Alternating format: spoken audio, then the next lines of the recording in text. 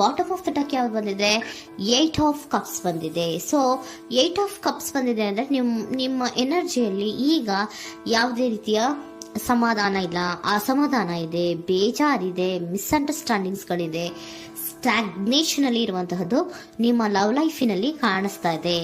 ಏನು ಬೇಡಪ್ಪ ಅನ್ನುವಂತಹದ್ದು ಮುಂದೆ ಹೋಗ್ತಾ ಇರುವಂತಹದ್ದು ಕಾರ್ಡಿನಲ್ಲಿ ರೆಪ್ರೆಸೆಂಟ್ ಆಗ್ತದೆ. ನೋಡಿ, ಬೇಡ ಅನ್ನುವಂತಹ ಆಲೋಚನೆಯನ್ನು ಮಾಡಿ ನಿಮ್ಮ ಲವ್ ಲೈಫಿನ ವಿಚಾರದಿಂದ ಮುಂದೆ ಹೋಗ್ತಾ ಇರುವಂತಹದ್ದು ರೆಪ್ರೆಸೆಂಟ್ ಆಗ್ತಾ ಇದೆ. ಸೊ ಕೆಲವೊಬ್ಬರಿಗೆ ಈಗ ಆಲ್ರೆಡಿ ಕೆಲವೊಬ್ಬರಿಗೆ ಲವ್ ಲೈಫಿನ ವಿಚಾರದಲ್ಲಿ ಎಂಡಿಂಗ್ ಅನ್ನ ರೆಪ್ರೆಸೆಂಟ್ ಮಾಡಿದೆ. ಅಂದ್ರೆ ಲವ್ ಬ್ರೇಕಪ್ ಆಗಿರುವಂತಹದ್ದು ರೆಪ್ರೆಸೆಂಟ್ ಆಗ್ತಾ ಇದೆ.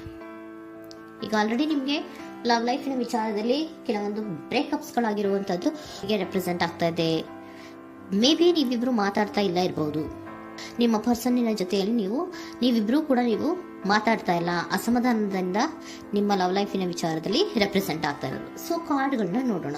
So king of wands, sun card and 7 of cups ಬಂದಿದೆ. ಸೊ ನಿಮ್ಮ ರೀಡಿಂಗ್ ನಾನು ಏನ್ ಮಾಡ್ತಾ ಇದ್ದೀನಿ, ಪಾಸ್ಟ್, ಪ್ರೆಸೆಂಟ್, ಇಮಿಡಿಯೇಟ್ ಫ್ಯೂಚರಿನ ಬಗ್ಗೆ, ಪಾಸ್ಟ್, ಪ್ರೆಸೆಂಟ್ ಅಂಡ್ ಇಮಿಡಿಯೇಟ್ ಫ್ಯೂಚರ್ನ ಬಗ್ಗೆ ತಗೊಳ್ಳುವಾಗ ನಿಮಗೆ ಪಾಸ್ಟಿನಲ್ಲಿ, ನಿಮ್ಮ ಲವ್ ಲೈಫಿನ ವಿಚಾರದಲ್ಲಿ ಪಾಸ್ಟಿನಲ್ಲಿ ಚಾರ್ಮಿಂಗ್ ಇಂದ, ಬಹಳ ಉತ್ಸಾಹದಿಂದ, ಒಂದು ರೀತಿಯ ಬಹಳಷ್ಟು ಕುತೂಹಲದಿಂದ, ಕ್ಯೂರಿಯಾಸಿಟಿಯಿಂದ ಏನೋ ಪಾಸಿಟಿವ್ ಇದೆ ಅನ್ನುವಂತಹ ರೀತಿಯಲ್ಲಿ ನೀವು ಲವ್ ಲೈಫಿನ ವಿಚಾರದಲ್ಲಿ ಮುಂದೆ ಬಂದಿರುವಂತಹದ್ದು ರೆಪ್ರೆಸೆಂಟ್ ಆಗ್ತಾ ಇದೆ. ಸೊ ಆದರೆ ಬರೀ ಅದು ಇಲ್ಯೂಷನ್ ಅನ್ನೋದು ನೀವು ಗಮನಿಸಿಲ್ಲ. ನಿಮ್ಮ ಲವ್ ಲೈಫಿನ ವಿಚಾರದಲ್ಲಿ ಜಸ್ಟ್ ಇಲ್ಯೂಷನ್ಸ್ ಅನ್ನ ರೆಪ್ರೆಸೆಂಟ್ ಮಾಡ್ತಾ ಇದೆ. ಬರೀ ನೀವು ಕನಸು ಕಾಣಿದ್ದು ಅದು ಹಗಲುಗನಸು ಅನ್ನುವಂತಹದ್ದು ಕೆಲವೊಬ್ಬರಿಗೆ ರೆಪ್ರೆಸೆಂಟ್ ಆಗ್ತಾ ಇದೆ. ಯಾಕೆ ಗೊತ್ತಾ?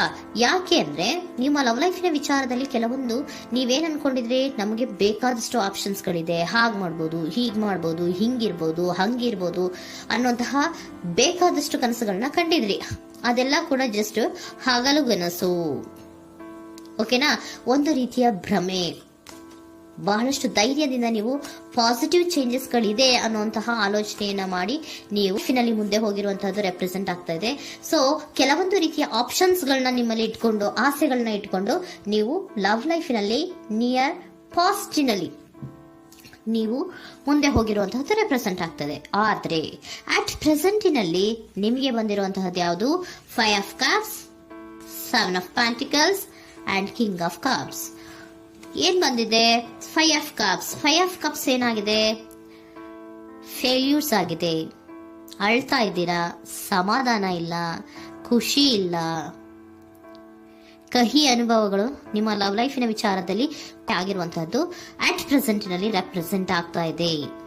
ಯಾಕೋ ನಿಮ್ಮ ಲವ್ ಲೈಫಿನ ವಿಚಾರದಲ್ಲಿ ತುಂಬಾ ಬೇಜಾರುಗಳನ್ನ ನಿಮಗೆ ರೆಪ್ರೆಸೆಂಟ್ ಆಗಿದೆ. ಸೊ ಸೆಕೆಂಡ್ ಕಾರ್ಡ್ ಅಲ್ಲೂ ಕೂಡ 7 ಆಫ್ ಪ್ಯಾಂಟಿಕಲ್ಸ್ ಬಂದಿದೆ. Period of contemplation. ನಿಮ್ಮ ಲವ್ ಲೈಫಿನ ವಿಚಾರದಲ್ಲಿ ನೀವು ಆಲೋಚನೆಯನ್ನ ಮಾಡ್ತಾ ಇರುವಂತದ್ದು ರೆಪ್ರೆಸೆಂಟ್ ಆಗ್ತಾ ಇದೆ. ಯಾಕಂದ್ರೆ ನಿಮ್ಮ ಲವ್ ಲೈಫಿನ ವಿಚಾರದಲ್ಲಿ ಯಾವುದೇ ರೀತಿಯ ಮುಂದುವರಿಕೆಗಳಿಲ್ಲ. ಸ್ಟಾಗ್ನೇಷನ್ ಅನ್ನ ರೆಪ್ರೆಸೆಂಟ್ ಮಾಡ್ತಾ ಇದೆ. ಬಾಟಮ್ ಆಫ್ ದ ಡೆಕ್ ಅಲ್ಲೂ ಸ್ಟಾಗ್ನೇಷನ್ ರೆಪ್ರೆಸೆಂಟ್ ಮಾಡ್ತಾ ಇದೆ. ಇಲ್ಲಿಯೂ ಕೂಡ ನಿಮ್ಗೆ ಸ್ಟಾಗ್ನೇಷನ್, ನಿಂತಲ್ಲೇ ನಿಂತಿದೆ, ಮುಂದೆ ಹೋಗ್ತಾ ಇಲ್ಲ. ಯಾಕೋ ಒಂದು ರೀತಿಯ ಮುಂದುವರಿಕೆಗಳು ಕಾಣ್ತಾ ಇಲ್ಲ. ನೆಕ್ಸ್ಟ್ ಕಾರ್ಡ್ ಬಂದಿರುವಂತಹದ್ದು ಯಾವುದು?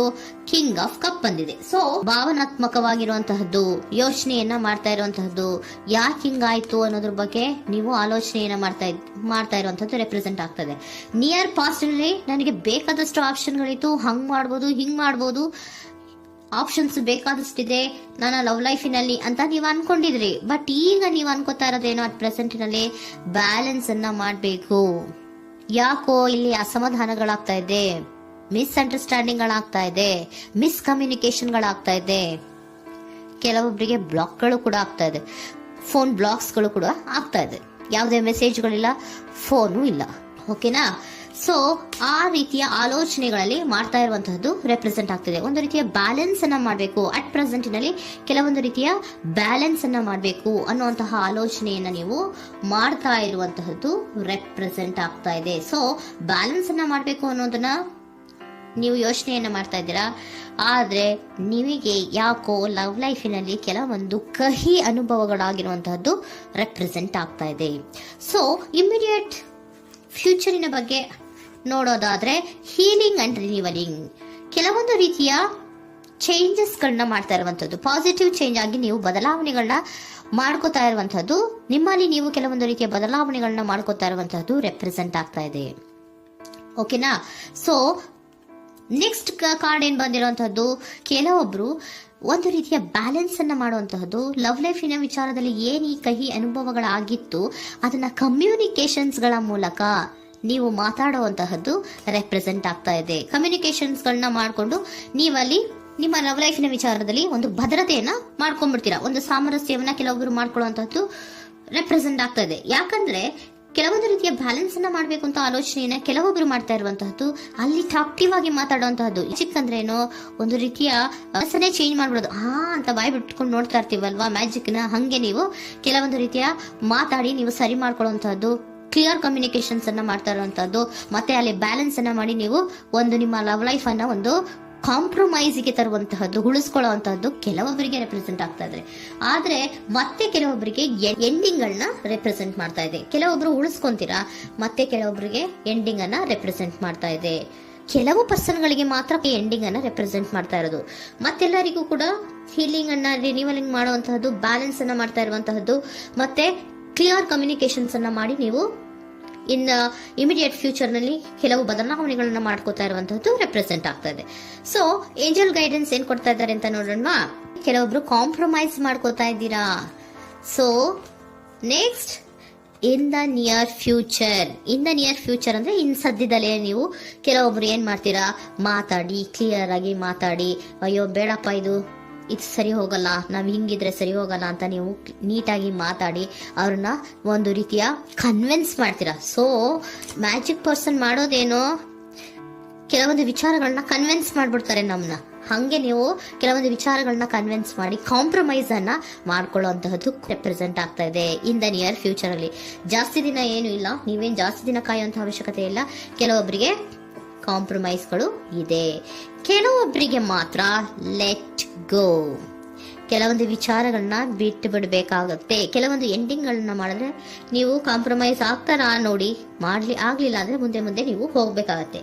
ಯಾಕಂದ್ರೆ ಕೆಲವೊಂದು ರೀತಿಯ ಸ್ಟಾಗ್ನೇಷನ್ ಅಲ್ಲಿ ಇರೋದ್ರಿಂದ, ನಿಮಗೆ ಬಾಟಮ್ ಆಫ್ ದ ಡೆಕ್ ಕೆಲವೊಬ್ಬರಿಗೆ ಸ್ಟಾಗ್ನೇಷನ್ ಅಲ್ಲಿ ಇರೋದ್ರಿಂದ, ಸೊ ಸಾಧ್ಯತೆ ಮಟ್ಟಿಗೆ ನೀವು ಮುಂದೆ ಹೋಗ್ಲೇಬೇಕಾಗತ್ತೆ. ಎಷ್ಟು ದಿನ ಅಂತ ನೀವು ಅಲ್ಲೇ ಇರ್ತೀರಾ, ಸ್ವಲ್ಪ ಮುಂದೆ ಹೋಗಿ ನೆಕ್ಸ್ಟ್ ಮುಂದಿನ ದಿನಗಳಲ್ಲಿ ನಿಮ್ಗೆ ಕಾಂಪ್ರಮೈಸ್ ಆಗುವಂತ ಸಾಧ್ಯತೆಗಳು ಇದೆ. ಪಾಸ್ಟ್ ಅಲ್ಲಿ ಕೆಲವೊಂದು ಭ್ರಮೆಗಳಲ್ಲಿ, ಕೆಲವೊಂದು ಆಪ್ಷನ್ಸ್ ಗಳಲ್ಲಿ ಏನಿದೆ ಅವರಿಗೆ ತುಂಬಾನೇ ಕಹಿ ಅನುಭವಗಳಾಗಿರುವಂತಹ ಸಾಧ್ಯತೆಗಳು ಇದೆ. ಅದರಿಂದ ಕೆಲವೊಬ್ರು ಹೀಲಿಂಗ್ ಅಂಡ್ ರಿನಿವಲ್ ಆಗಿ ಕೆಲವೊಂದು ರೀತಿಯ ಚೇಂಜಸ್ ಗಳಾಗುವಂತಹದ್ದು, ಅಲ್ಲಿಗೆ ಎಂಡ್ ಅನ್ನ ಮಾಡುವಂತಹದ್ದು ಕೆಲವೊಬ್ಬರಿಗೆ ರೆಪ್ರೆಸೆಂಟ್ ಆದ್ರೆ, ಮತ್ತೆ ಕೆಲವೊಬ್ಬರಿಗೆ ಮಾತಾಡಿ ಕಾಂಪ್ರಮೈಸ್ ಅನ್ನ ಮಾಡ್ಕೊಳ್ಳುವಂತಹದ್ದು ರೆಪ್ರೆಸೆಂಟ್ ಆಗ್ತಾ ಇದೆ.